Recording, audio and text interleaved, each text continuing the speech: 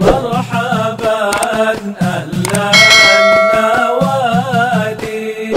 الفاتح لروح سيدنا وحبيبنا وشفيعنا رسول الله محمد بن عبد الله وعلى آله وصحبه وجميع أولياء الصالحين من مشارق الأرض ومغاربها بحرها وبحرها وإلى حضرة النبي الفاتحة. بسم الله الرحمن الرحيم. الحمد لله رب العالمين الرحمن الرحيم مالك يوم الدين إياك نعبد وإياك نستعين اهدنا الصراط المستقيم صراط الذين أنعمت عليهم غير المغضوب عليهم ولا الضالين آمين.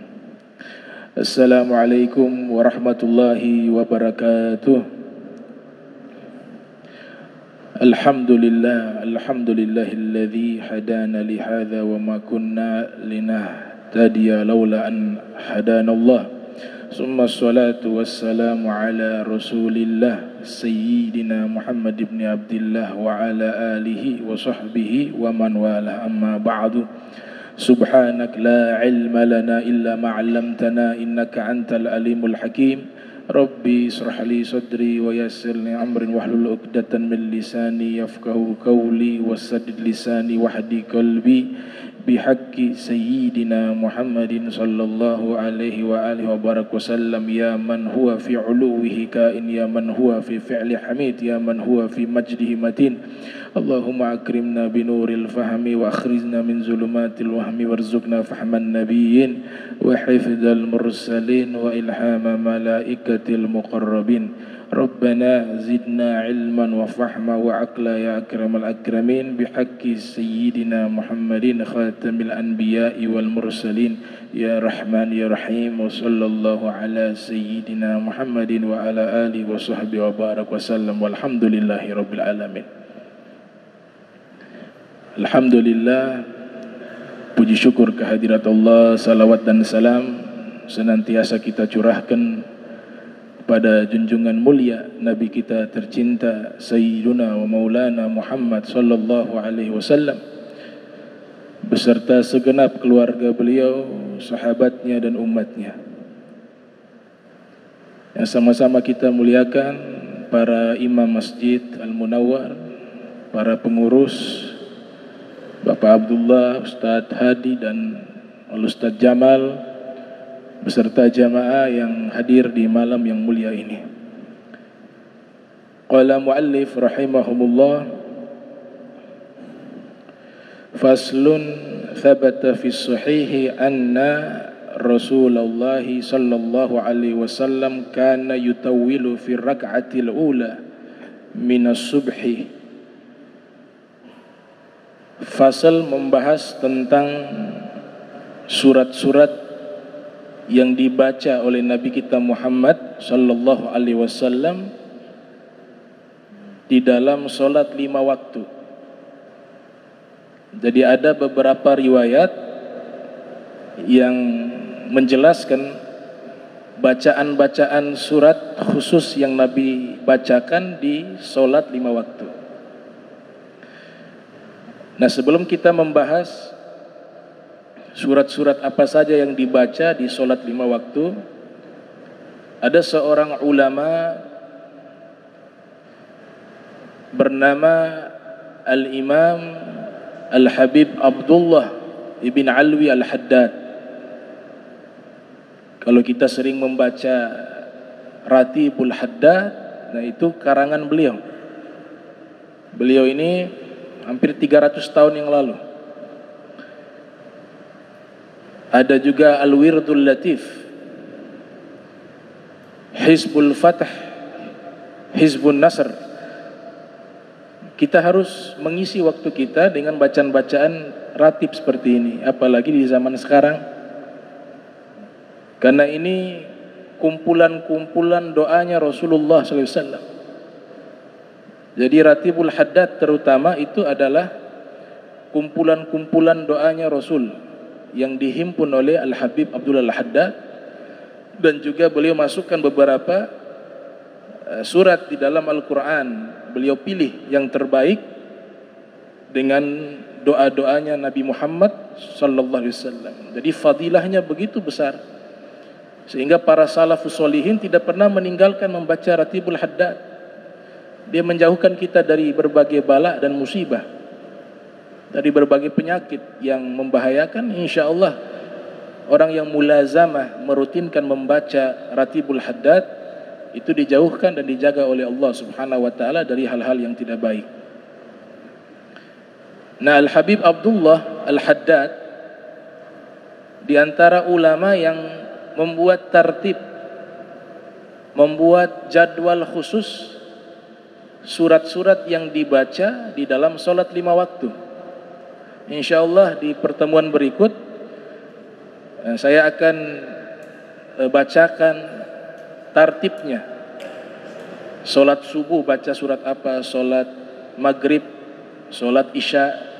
Nah, itu sudah disusun secara rapi dan diamalkan oleh Al-Habib Abdullah Al-Haddad.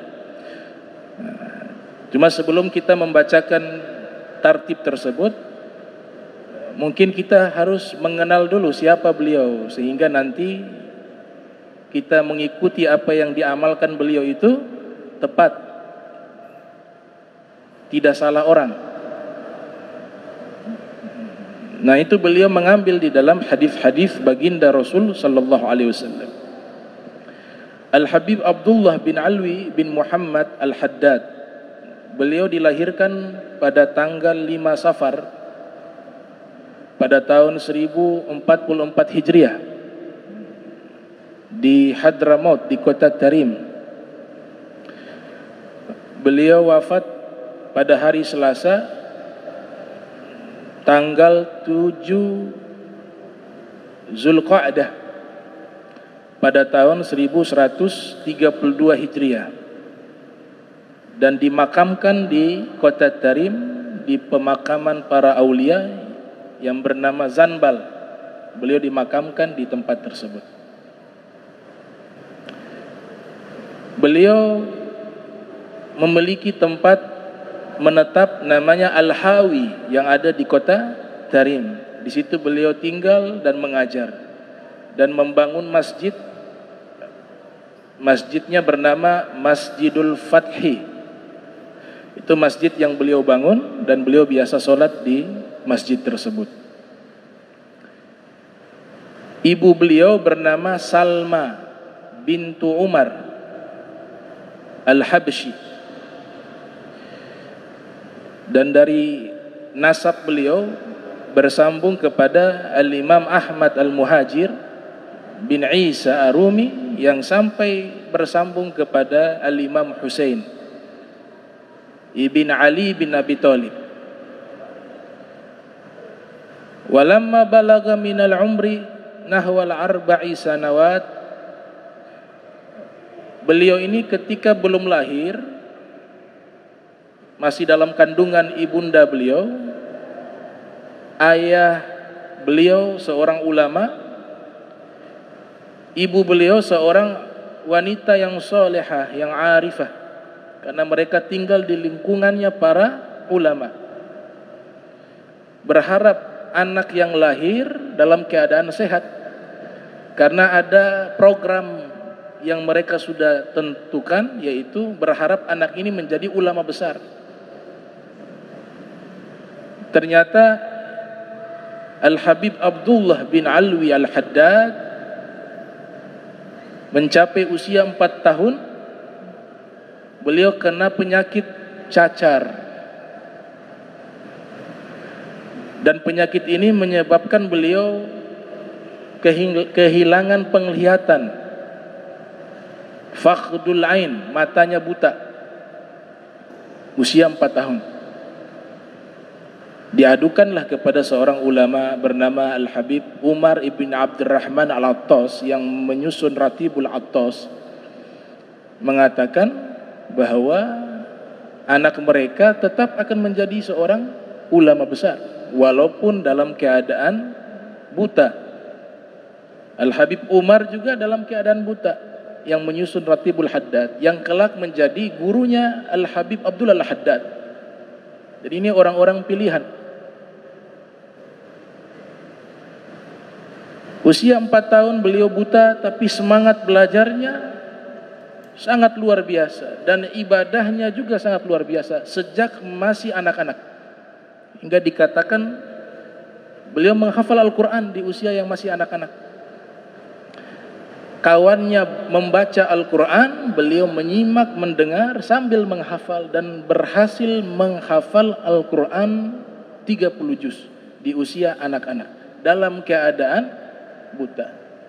Tapi Allah ganti mata zahirnya tidak melihat, tapi Allah berikan mata batinnya bisa melihat.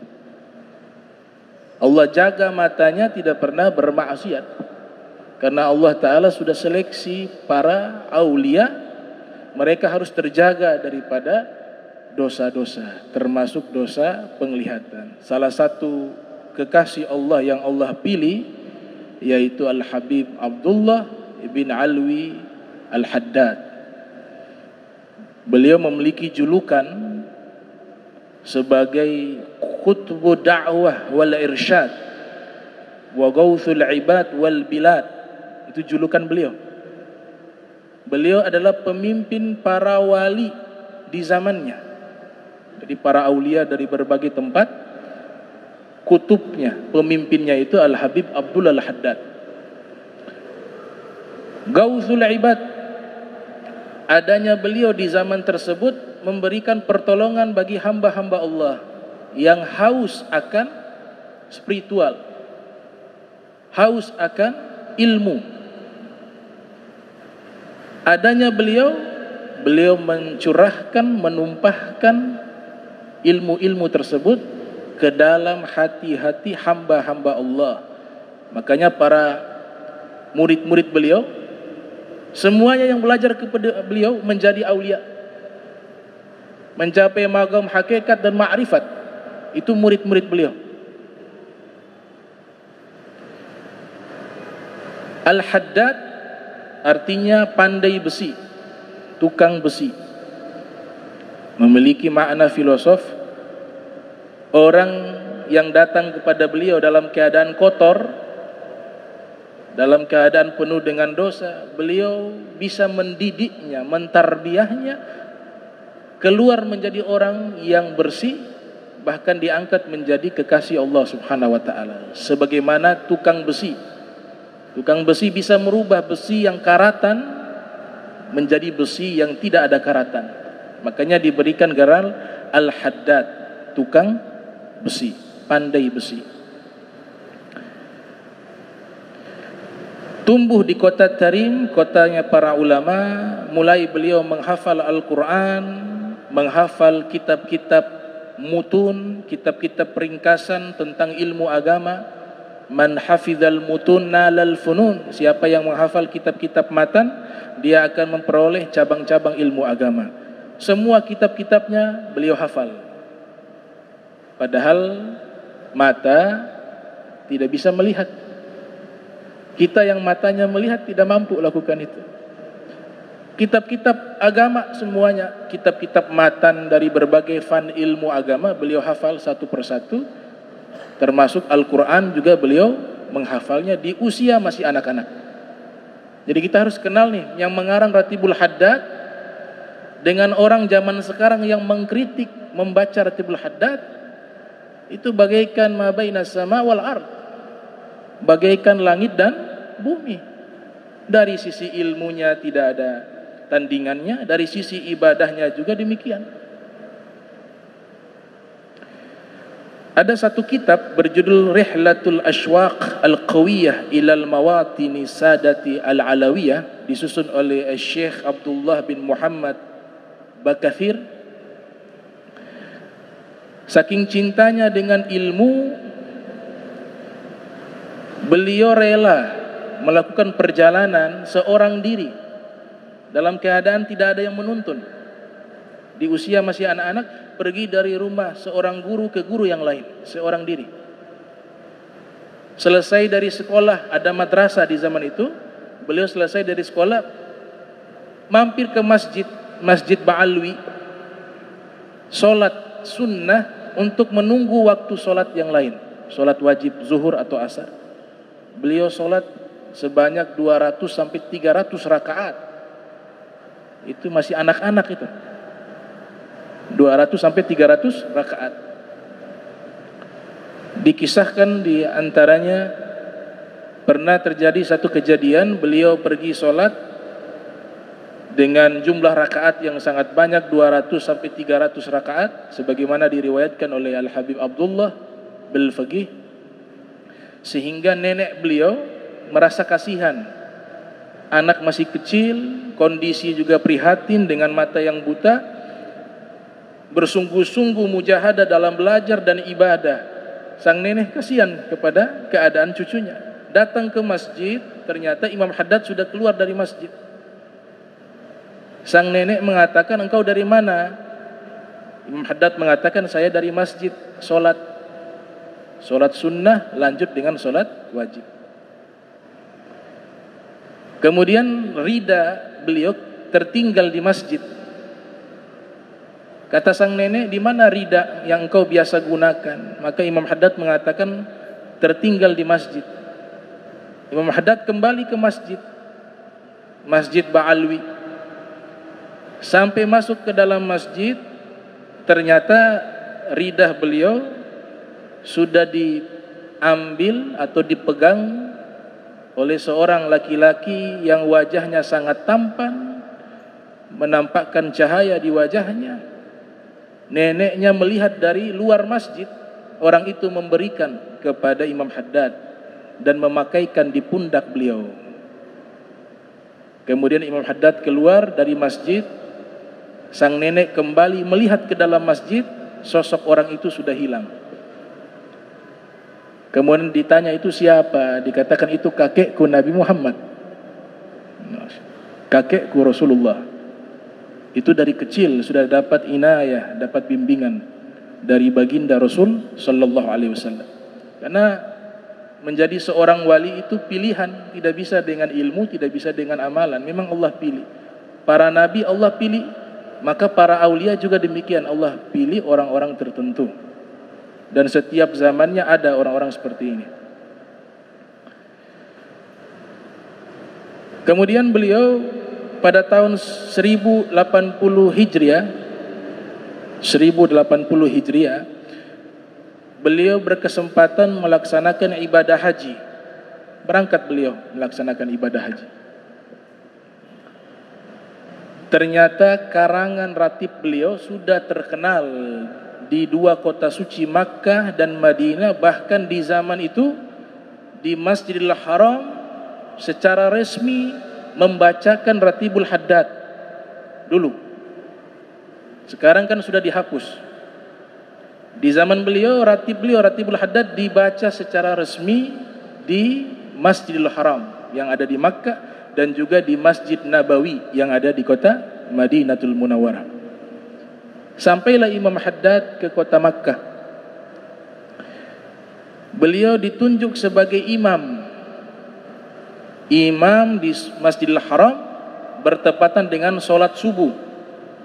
Maka Imam Haddad menjadi imam sholat subuh, dan beliau ketika menjadi imam membaca surat As-Sajdah di rakaat pertama, dan di rakaat kedua beliau membaca surat Al-Insan, dan itu sesuai dengan hadis baginda Rasul sallallahu alaihi wasallam bahwa Nabi sallallahu alaihi wasallam ketika sholat subuh sering membaca surat As-Sajdah dan surat Al-Insan.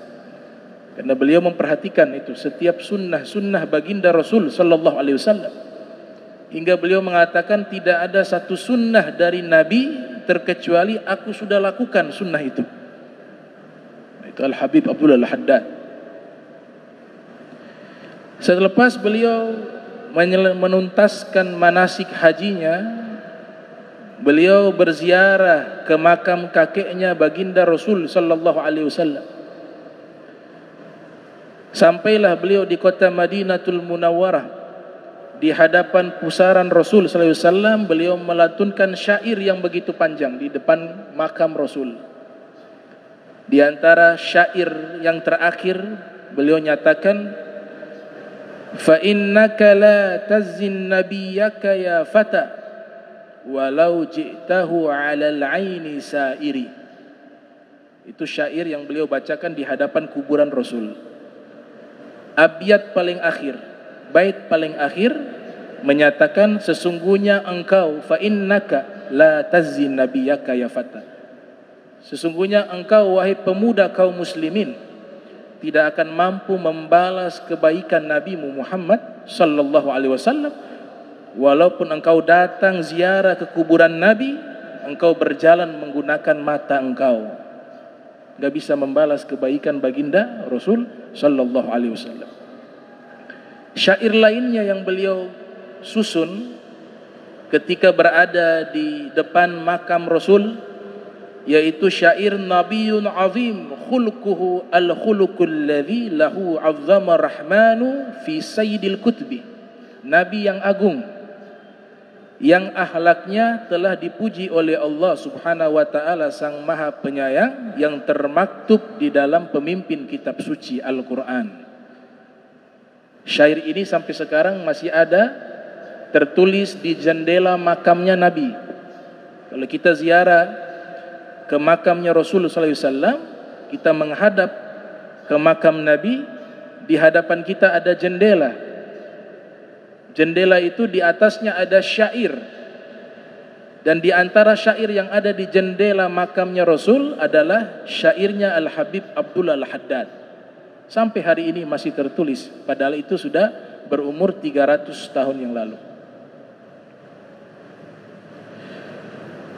Karena ulama-ulama yang hadir pada waktu itu mengenal siapa Al-Imamul Haddad, khususnya kalangan para aulia. La ya'rifu wali illa wali. Tidaklah yang mengenal orang itu wali melainkan dia juga wali. Pada tahun 1083 Hijriah beliau tinggal di Al-Hawi yang ada di kota Madinatul Karim. Beliau bermukim di sana dan membangun masjid. Tadi saya sebutkan nama masjidnya Masjid Al-Fatah. Dan kami pernah ziarah ke tempat beliau di kota Tarim, sampai sekarang masih ada. Dijadikan museum, cagar budaya sampai sekarang. Baik tempat tinggal beliau Al-Hawi dan juga masjidnya sampai sekarang masih ada. Bahkan tasbihnya itu kalau kita bentangkan itu mungkin bisa ribuan butir tasbihnya beliau. Ada yang besar. Beliau gunakan zikir sehari-hari tasbih tersebut.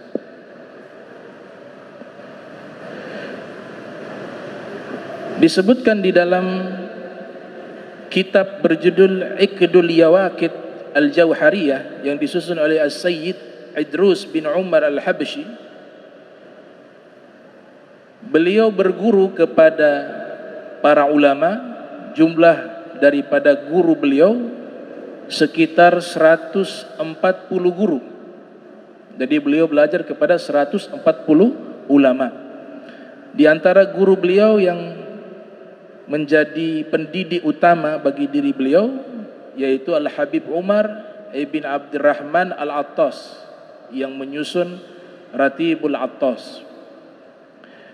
Al-Habib Abdurrahman bin Syekh Aidid, Syekh Ibn Abdurrahman Aidid, Aqil bin Abdurrahman As-Saqaf, Abu Bakar Ibn Abdurrahman Ibn Shihabuddin, Umar bin Ahmad Al-Hadi, Sahal bin Ahmad, Ahmad bin Nasir Ibn Syekh Abi Bakar bin Salim, Syekhan bin Husain bin Syekh Abi Bakar bin Salim, Muhammad bin Alwi As-Saqaf, dan masih banyak guru-guru beliau yang diperhitungkan jumlahnya sekitar 140 guru.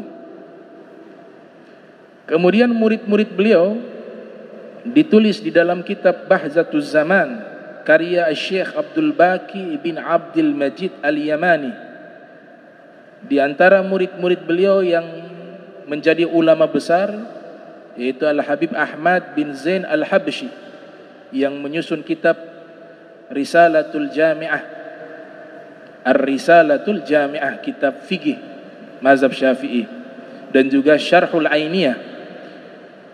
Murid beliau juga bernama Al-Habib Muhammad bin Zain bin Sumaid Al-Habib Umar bin Zain bin Sumaid, Al-Habib Umar bin Abdurrahman Al-Bar yang menyusun Ratibul Al-Bar, Al-Habib Umar bin Hamid, Al-Habib Abdurrahman ibn Abdullah Balfaqih yang dijuluki Allamatud Dunya, orang yang paling alim sedunia di zamannya, menyusun kitab Fathul Basairil Ikhwan fi Syarhi Dawairil Islam wal Iman wal Ihsan wal Irfan, dan juga sahibul kitab Rasyafat Ahlil Kamal. Kemudian murid beliau juga adalah Al-Habib Ali bin Abdullah As-Saghaf, Al-Habib Abdurrahman bin Muhammad Baraqbah, Al-Habib Ali bin Abdullah Al-Idrus, Al-Habib Zainul Abidin bin Mustafa Al-Idrus, Al-Habib Mustafa bin Syekh Al-Idrus, Al-Habib Abdurrahman bin Ahmad Bakfir, Al-Habib Abdullah bin Sa'id Al-Amudi, Al-Syekh Abdullah bin Sa'id Al-Amudi, Umar bin Abdul Qadir Al-Amudi, Muhammad bin Yasin, Al-Syekh Abu Bakar bin Muhammad Bajubair, Al-Syekh Ahmad ibn Abdul Karim Syajjar yang menyusun kitab Tathbitul Fuad dari penjelasan sang guru Al-Habib Abdullah Al-Haddad, dan masih banyak dari murid-murid beliau yang menjadi ulama besar. Disebutkan di dalam salah satu kitab yang berjudul Syamsul Zahirah karya Al-Habib Abdurrahman bin Muhammad Al-Mashhur, selain beliau ini seorang ulama, seorang ahli ibadah, sifat-sifat mulia semuanya ada di dalam diri Imam Haddad. Orangnya tawadu, ahli ibadah, waro, zuhud, semuanya. Beliau juga sangat memperhatikan masalah sosial, masalah tentang kemasyarakatan beliau sangat peduli, sehingga banyak orang-orang yang mengalami masalah di dalam hidupnya, seperti ada orang yang punya banyak hutang tapi tidak mampu untuk membayar, mereka sering datang kepada Imam Haddad meminta doa, bahkan Imam Haddad menolong mereka. Dan Imam Haddad sering membangun masjid, sering memberikan makan kepada fuqara dan masakin. Kana kathiral ihtimami bisyu'unil mujtama'i, yukatibul a'yan wal hukam was salatin, yurshidu wa yansahu wa yantaqidu ma'alayhi ba'dun nas وينتقد ما عليه بعض الناس من المخالفات في الدين كما ينتقد بعض متصوف الذين تخالف ظواهرهم الشرع الحنيف.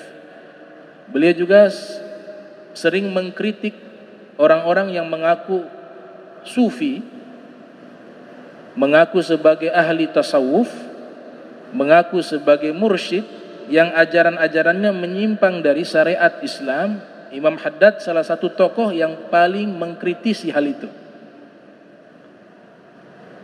Dan Imam Haddad ini walaupun beliau seorang yang cenderung kepada para sufi, tapi beliau juga seorang yang pakar di bidang syariat. Ilmu tasawuf yang begitu luas diperkenalkan oleh Imam Al-Ghazali yang lahir tahun 450 Hijriah, wafat 505 Hijriah. Dalam kitab Ihya Ulumuddin itu kan ilmu tasawuf begitu luas. Cetakan yang sekarang ini kurang lebih 10 jilid untuk menjelaskan kitab Ihya Ulumuddin. Belum disyarahkan.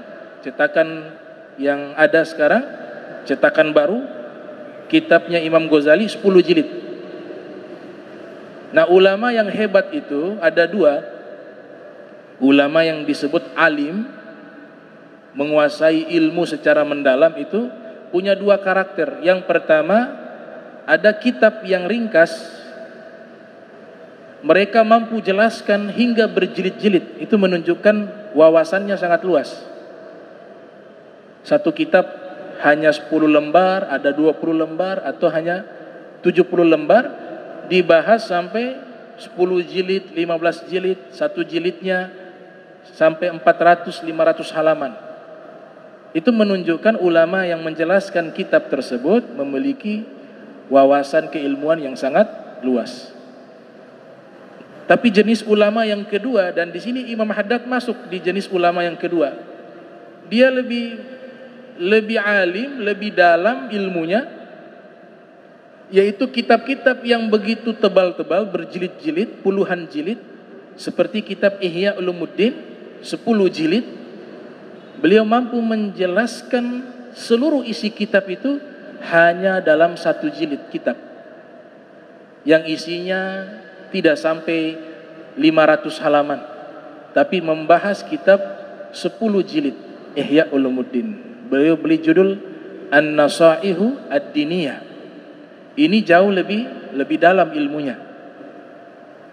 Jadi yang begitu luas disederhanakan ilmu tasawuf, sehingga dikatakan oleh para ulama seperti As-Sayyid Muhammad Murtada Az-Zabidi bahwa orang pertama yang menghidangkan ilmu tasawuf secara spesifik, secara sistematis, yaitu Al-Imam Al-Ghazali. Beliau bagaikan sebagai pengusaha kain. Kain diibaratkan sebagai ilmu tasawuf. Kainnya dimiliki oleh Imam Ghazali. Tapi kita belum bisa untuk menggunakan kain tersebut karena dia masih berupa kain. Datang ulama setelahnya. Siapa? Abdul Wahhab Sya'rani, yang lahir tahun 898 Hijriah, wafat 973 Hijriah. Al-Imam Abdul Wahhab Sya'rani yang menggunting kain tersebut, yang merapikan ilmu tasawuf. Tapi belum bisa kita gunakan. Setelah itu muncul Al-Habib Abdullah Al-Haddad, beliau yang menjahit kain dari Imam Ghazali yang sudah digunting oleh Al-Imam Abdul Wahhab Sya'rani. Kemudian Imam Haddad yang menjahit kain tersebut menjadi pakaian. Kita sudah bisa gunakan itu. Maknanya adalah Imam Haddad yang mengsederhanakan pemahaman tasawufnya Imam Ghazali. Dan luar biasa rendah hatinya beliau, padahal beliau ini setingkat mujtahid. Beliau punya murid Al-Habib Ahmad bin Zain Al-Habsyi, itu keilmuannya sama seperti Imam Syafi'i. Itu muridnya, ilmu zahirnya sama. Tapi karena mereka tawadhu, para ulama memiliki karya-karya yang sudah ada, mereka hargai itu, mereka mengatakan ini sudah ada, kenapa kita buat yang baru? Sehingga setiap Imam Haddad menulis kitab selalu menyatakan ini kitab yang saya susun dari Imam Ghazali. Itu bahasa rendah hati, bukan dari saya tapi dari Imam Al-Ghazali. Selalu beliau katakan demikian di dalam kitab-kitabnya. Para ulama menyatakan seandainya Imam Ghazali hidup di masa Imam Haddad dan membaca kitab Imam Haddad, Imam Ghazali akan berguru kepada Imam Haddad. Cuma mastur, mereka tawadu, tidak syuhrah, tidak mencari popularitas. Tapi karena terlalu besar keikhlasan mereka, sampai sekarang ratib kita baca di berbagai belahan dunia. Bukan hanya di Nusantara, bukan hanya di Yaman, sampai di Kanada mereka baca Ratibul Haddad. Di Afrika mereka baca Ratibul Haddad. Di Inggris mereka baca Ratibul Haddad. Di kesultanan-kesultanan Islam yang ada di Nusantara ini, kebanyakan mereka mengenal itu ratib. Yang menyusun Ratibul Haddad adalah beliau, Al-Habib Abdullah bin Alwi Al-Haddad. Ada ulama besar di Makassar, Syekh Yusuf Al-Makassari. Syekh Yusuf Al-Makassari. Syekh Yusuf Al-Makassari dalam satu pendapat dimakamkan di Afrika, di Cape Town. Di Afrika, di tempatnya Syekh Yusuf berdakwah, seluruh masjid setiap maghrib atau ba'da maghrib atau sebelum maghrib atau selepas sholat subuh, mereka selalu membaca Ratibul Haddad dan Wirdul Latif karya Imam Haddad. Dari mana bisa sampai ke sana? Ternyata ada riwayat Syekh Yusuf Al-Makathari ini pernah bertemu dengan Al-Habib Abdullah Al-Haddad setelah beliau menjadi ulama besar di kota yang namanya Taiz. Kota yang namanya Taiz. Dan berguru kepada Imam Haddad. Meminta ijazah, diberikanlah ijazah Ratibul Haddad. Dari situlah Syekh Yusuf berdakwah di Afrika. Beliau sebarkan Ratibul Haddad, karya dari guru beliau Al-Habib Abdullah bin Alwi Al-Haddad. Jadi luar biasa Al-Imamul Haddad. Selain beliau seorang ulama yang ahli ibadah, beliau juga sibuk mendamaikan suku-suku yang berkonflik di zaman itu. Ada suku namanya Ali Al-Amudi. Al-Amudi ini keturunan sahabat Sayyidina Abu Bakar Siddiq. Sayyidina Abu Bakar Siddiq punya turunan banyak di Yaman. Sampai sekarang masih ada. Mereka punya marga Al-Amudi. Al-Amudi itu keturunan Sayyidina Abu Bakar Siddiq. Imam Haddad mendamaikan mereka yang berkonflik. Dan beliau banyak berinfak, bersedekah dan seterusnya daripada amal-amal yang baik yang dilakukan oleh Al-Habib Abdullah bin Alwi Al-Haddad. Jadi Imam Haddad ini salah satu tokoh besar di kalangan habaib. Tokoh besar. Beliau yang merumuskan Tareqah Alawiyah dengan fondasi-fondasi 5 pilar. Yang pertama, Tareqah Alawiyah itu adalah yang pertama al-ilmu. Kalau orang ingin bertarekat, tarekat Ali Ba'alwi, cinta kepada ilmu. Belajar dan belajar dan belajar, itulah tarekat mereka. Tapi tidak sampai di belajar saja, al-amal. Dia amalkan ilmu yang dia pelajari. Yang ketiga al-wara'. Al-wara' dia menjaga dirinya dari syubhat. Dari syubhat dia hindari. Yang keempat al-khauf, rasa takut kepada Allah. Yang kelima al-ikhlas, yaitu keikhlasan. Ini 5 fondasi Tareqah Ali Ba'alwi yang dijelaskan oleh Al-Imam Al-Haddad, Al-Habib Abdullah bin Alwi Al-Haddad. Yang mendirikan Tareqah Ali Ba'alwi adalah Faqih Muqaddam Muhammad Ibn Alwi Al-Ba'alwi. Namun yang merumuskan secara sistematis adalah Al-Habib Abdullah bin Alwi Al-Haddad. Begitu mulianya beliau sehingga ada ulama dari kalangan Sadah Ali Ba'alwi, Al-Habib Ali bin Muhammad Al-Habsyi, yang menyusun Maulid Simtud Durar. Beliau menggubah syair menyatakan kharrat bihi ainun Nabi Muhammadin fahuwa min ahsani auladi. Al-Habib Ali bin Muhammad Al-Habsyi memuji Al-Habib Abdullah Al-Haddad, mengatakan hati Nabi Muhammad bahagia dengan adanya Al-Habib Abdullah Al-Haddad. Fahuwa min ahsani auladi, dan Imam Haddad adalah anak turunan Nabi yang paling terbaik. Itu syair ditulis oleh Al-Habib Ali bin Muhammad Al-Habsyi. Ada satu kitab, dan kami sudah pernah mempelajari kitab tersebut, karya seorang doktor namanya Dr. Mustafa Al-Badawi. Beliau menulis satu kitab berjudul Al-Imamul Haddad Mujaddidul Qarni Thani Ashar Al-Hijri. Imam Haddad adalah mujaddid, pembaharu Islam di abad ke-12 Hijriah. Di dalam hadis Rasul sallallahu alaihi wasallam bersabda yang dikeluarkan oleh Abu Daud di dalam sunannya, yang lahir tahun 202 Hijriah, wafat 275 Hijriah. Kemudian hadis ini disahihkan oleh Imam Sakhawi. Nabi bersabda, innallaha yab'atsu li hadhil ummati ala ra'si kulli mi'ati sanatin man yujaddidu laha dinaha. Sesungguhnya Allah Subhanahu wa taala mengutus untuk umat Islam di penghujung setiap 100 tahun seorang ulama mujaddid yang dia memperbaharui, menghidupkan kembali ajaran agama Islam. Di antara mujaddid di masa salaf Imam Syafi'i. Abu Hasan Al-Asy'ari, kemudian seterusnya Imam Al-Ghazali. Yang di abad 12 Al-Habib Abdullah Al-Haddad, mujaddid, berarti orang-orang pilihan, mujaddid. Al-Imamul Haddad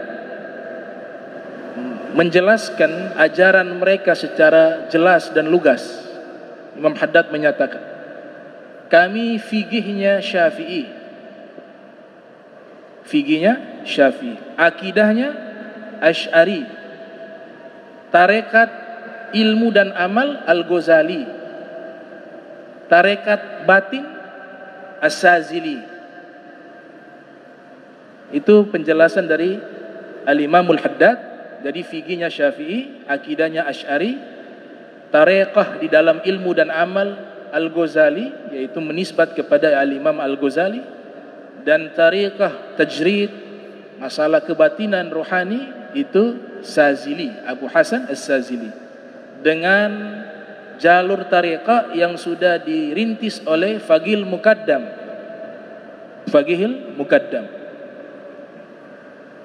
Imam Haddad pernah menyatakan, magom wali yang Allah berikan kepada saya di zaman saya ini dan seterusnya setelah beliau wafat, tidak ada yang bisa menampung magom itu. Di saat saya hidup, semua aulia, dan setelah saya meninggal, kalau ada para aulia-aulia lainnya bermunculan, magom yang didapati oleh Imam Haddad tidak ada satupun yang bisa menampung magom itu, kecuali Imam Mahdi. Jadi magomnya, beliau wali kutub yang paling lama, sudah menjadi wali kutub di dalam perut ibunya. Jadi sudah diprediksi oleh para aulia sebelum beliau lahir, mereka sudah memprediksi beliau adalah seorang wali kutub. Dua pendapat. Pendapat pertama, isyarat makna ini, beliau sudah diangkat menjadi wali kutub tatkala beliau masih berada di dalam perut ibunya. Pendapat kedua, beliau sudah menjadi wali tatkala beliau berada dalam perut ibunya. Nanti di usia dewasa beliau dijadikan sebagai wali kutub. Akhlak beliau luar biasa. Akhlak. Jadi tidak ada wali yang tidak berakhlak. Manusia yang qalbun sofi, hati yang paling bersih, para nabi, para rasul. Kemudian hati yang paling bersih setelah para nabi, para rasul, para aulia. Nabi katakan dalam hadis, sesungguhnya Allah Subhanahu wa taala memiliki wali-wali abdal, dan mereka menjadi wali-wali abdal bukan karena sebab banyak sholat mereka, banyak puasanya mereka, padahal kenyataannya mereka paling banyak sholat, paling banyak puasa. Tapi Nabi mengatakan mereka menjadi orang-orang pilihannya Allah karena salamatus sudur. Mereka punya hati ini selamat, bersih, suci, tidak ada di dalamnya penyakit-penyakit hati. Ini salah satu ilustrasi akhlak daripada Al-Imamul Haddad. Ada orang yang tinggal di kota Tarim, memiliki seorang anak. Ini anak, mohon maaf, tidak terlalu cerdas. Ini anak. Sang ayah mengatakan, wahai anak, ini ada pisau, kamu antarkan kepada Haddad. Haddad itu kan tukang pandai besi. Minta tolong kepadanya ditajamkan pisau ini, karena beberapa hari lagi akan kurban. Sang anak pergi bawa itu pisau. Al-Habib Abdullah Al-Haddad terkenal dengan gelar Al-Haddad. Al-Haddad gelarnya. Sang anak ini sering mendengar namanya Imam Haddad, padahal ayahnya menyuruh pergi kepada tukang besi, pandai besi, bukan kepada Imam Al-Haddad. Ini anak berpikir, oh berarti pisau ini tadi ayah saya suruh bawa ke Imam Al-Haddad. Datanglah dia ke Al-Hawi. Ternyata ada pengajian. Selesai pengajian, sang anak ini datang menghampiri Imam Haddad. mengucapkan salam dan mengatakan, wahai Syekh, antum namanya Al-Haddad? Iya. Antum Al-Haddad? Iya, saya Al-Haddad. Kata Imam Haddad, ada apa wahai anak? Ya gulam, ayah saya suruh ini ditajamkan, ini pisau, mau pakai kurban nanti. Imam Haddad tidak marah, diambil, oh mari berikan kepada saya, tapi nanti besok baru bisa jadi ini saya tajamkan pisau, besok kau kembali lagi saya berikan pisaunya. Mau dibayar, diambil uangnya dikembalikan, saya nggak usah dibayar, gratis, kata Imam Haddad. Ini anak salah paham. Sang ayah memerintahkan pergi ke Pandai Besi, bukan kepada Imam Al-Haddad, karena gelarnya Imam Haddad kan Pandai Besi Al-Haddad.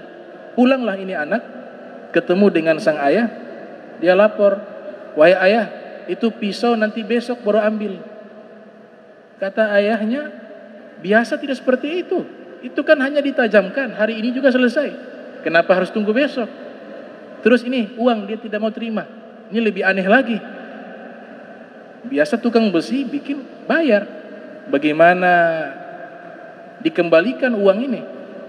Kemudian sang ayah bertanya, di mana itu tukang besi itu tinggal? Dia katakan di Al-Hawi. Al-Hawi itu tempat tinggalnya Imam Haddad, dan ayahnya juga ini termasuk muridnya. Dia bilang kurang ajar, itu ulama besar, bagaimana kau suruh pisau ditajamkan ke beliau? Salah itu. Datang beliau ke rumah Imam Haddad, minta maaf. Imam Haddad maafkan, dikembalikan pisaunya. Besok harinya dia datang, dikembalikan pisaunya, dan mengatakan, jangan kau marah kepada anakmu, jangan kau marah, harusnya saya yang terima kasih, karena saya ikut andil dalam pahala berkurban. Saya tajamkan berarti berkurban, saya dapat pahala di situ, jangan kau marah. Itu akhlaknya Al-Habib Abdullah Al-Haddad. Beliau memiliki banyak keramat, layaknya seorang wali tidak harus punya keramat wali. Ini wali ini juga kadang ada yang meninggal dia tidak tahu dia wali sampai meninggal dunia. Nanti di akhirat baru ketahuan dia wali. Ada yang walinya setiap tahun satu kali jadi wali, bulan Rajab, namanya wali Rajab, bulan Rajab jadi wali, keluar bulan Rajab jadi orang biasa. Ada juga. Itu haknya Allah Subhanahu wa taala. Di antara keramat beliau, ada seorang bertamu ke rumah beliau. Nama beliau waktu itu terkenal di berbagai penjuru dunia. Ini orang penasaran, masa sih ini ulama hebat? Siapa sih Imam Haddad? Datang dia bertamu. Ketika dia bertamu, berhadapan dengan Imam Haddad, disuguhkan kopi, finjanu gahwa, satu cangkir kopi diberikan kepada tamu, satu cangkir kopi lagi disediakan untuk Imam Haddad. Dalam hati tamu ini ada bisikan dalam hatinya mengatakan, masa sih ini ulama besar? Bagaimana dia belajar? Matanya buta. Tidak mungkin. Jadi ada bisikan-bisikan dalam hati sang murid ini, sang tamu ini yang ingin menjadi murid. Ketika sang tamu itu mau meminum itu kopi, Imam Haddad mengatakan, jangan dulu kau minum itu kopi. Kaget dia. Coba kau keluarkan dulu tuh, ada satu ekor lalat masuk di dalam kopimu. Dicari benar ada satu ekor lalat. Yang buta siapa sebenarnya? Nah, itu mereka melihat dengan apa? Basiroh. Dalam Al-Quran disebut dengan basiroh. Basiroh itu mata hati. Kalau mata hati ini Allah sudah bukakan, Imam Sahal Tustari mengatakan dalam kitab Hilyatul Aulia yang diriwayatkan oleh Abu Nuaim, kalau mata hati ini sudah dibukakan oleh Allah, dia bisa melihat sesuatu yang tidak bisa dilihat oleh mata. Mata biasa gak bisa melihat itu, tapi mata hati mampu melihat itu. Imam Haddad masuk dalam kategori itu. Keramat berikutnya diceritakan oleh Al-Habib Salim Asy-Syatiri. Imam Haddad punya kitab luar biasa, ringkas, tapi kalau kita baca khatam, kita baca kembali ulang dari awal, dapat ilmu baru. Khatam lagi dari awal, dapat ilmu baru lagi. Begitu, tidak pernah habis. Kalau kitab lainnya kita baca, selesai. Mau baca lagi malas. Sudah pernah hatam. Dan kalau kita baca, ya itu juga. Tapi kitabnya Imam Haddad, kita hatamkan, baca kembali, dapat faedah baru lagi. Baca lagi, ulang lagi, dapat faedah baru. Tidak pernah habis. Itu keramat beliau tumpahkan dalam kitabnya. Murid beliau Al-Habib Ahmad bin Zain Al-Habsyi belajar kepada Imam Haddad selama 40 tahun. 40 tahun belajar. Dan Imam Haddad sholat subuh selama 40 tahun menggunakan wudu isya. 40 tahun sholat subuh menggunakan wudu isya. Maknanya adalah sepanjang malam dihabiskan ibadah, karena tidur membatalkan wudu. Sepanjang malam 40 tahun sholat subuh wudu isya. Kalau kita sholat subuh wudu duha. Sholat subuh wudu duha. Kalau beliau sholat subuh wudu isya 40 tahun. Al-Habib Ahmad bin Zain Al-Habsyi pernah bingung. Padahal murid dekat bingung sama Imam Haddad. Bagaimana cara beliau mengarang kitab? Imam Haddad punya kitab banyak. Ada kitab An-Nasaihu Diniyah, ini kitab paling terkenal. Ada Sabilul Iddikar, ada Risalah Adab Sulukil Murid, ada diwan kumpulan puisi beliau yang luar biasa. Banyak kitab beliau. Yang membuat Al-Habib Ahmad Al-Habsyi bingung, bagaimana beliau menulis sedangkan beliau buta. Tahu-tahu ini disebarkan, diajarkan. Beliau punya perpustakaan khusus. Beliau katakan kepada muridnya Al-Habib Ahmad, wahai Ahmad, kalau saya berada di perpustakaan, jangan pernah kau masuk. Al-Habib Ahmad penasaran, ini guru saya menulis bagaimana? Menulis kitab bagaimana? Pintu perpustakaan terbuka sedikit. Pada saat itu Imam Haddad sedang berniat menulis kitab. Dia melihat di celah-celah pintu yang ada terbuka sedikit, ternyata Imam Haddad sedang duduk bersila, layaknya orang sedang berzikir. Dia lihat, ternyata kertas di atas terbang dengan tinta, dengan pena. Jadi beliau berpikir untuk menulis bab-bab tertentu, fasal tertentu daripada ilmunya. Di atas secara otomatis itu pena tertulis di atas kertas, terbang di atas. Al-Habib Ahmad pingsan, lihat itu. Jadi kitab beliau keramat.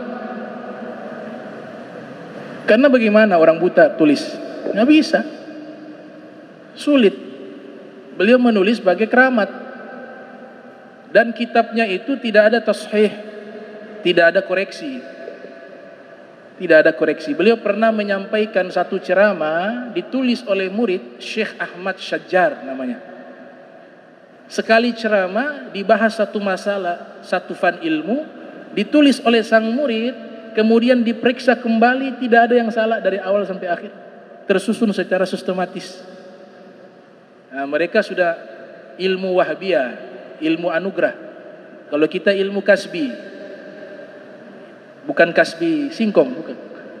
Ilmu kasbi masih usaha dengan belajar. Tapi ada golongan para aulia namanya ilmu Wahhabi. Mereka belajar juga, tapi Allah kasih tambah bonus ilmu-ilmu yang tidak mereka belajar. Nah itu ilmu Wahhabi. Gak ada mursyid yang bodoh, gak ada. Gimana mau nuntun orang dia sendiri bodoh sama syariat? Gak mungkin. Mursyid yang ada alim, paham syariat, paham hukumnya Nabi Muhammad sallallahu alaihi wasallam. Nah, ini beberapa biografi singkat daripada Al-Habib Abdullah Al-Haddad. Bahkan keramat beliau ditulis di dalam kitab Jami'u Karamatil Aulia karya Syekh Yusuf An-Nabhani. Di situ ada bab khusus membahas keramatnya Al-Habib Abdullah Al-Haddad, dan itu jumlahnya sangat banyak. Kalau mau baca, mau tahu, baca kitab itu. Di situ keramat-keramat beliau sangat banyak. Nah, ini ringkasan biografi Al-Habib Abdullah Al-Haddad.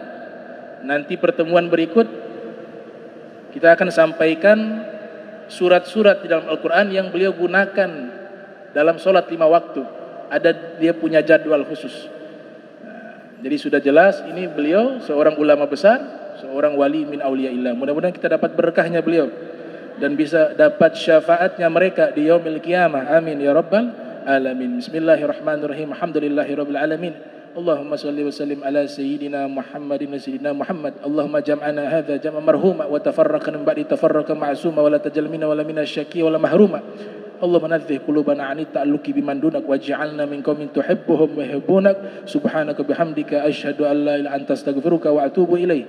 Wa sallallahu ala sayyidina Muhammadin wa ala alihi wa sahbihi wa baraka wasallam wa lafu minkum. Wassalamu alaikum warahmatullahi wabarakatuh.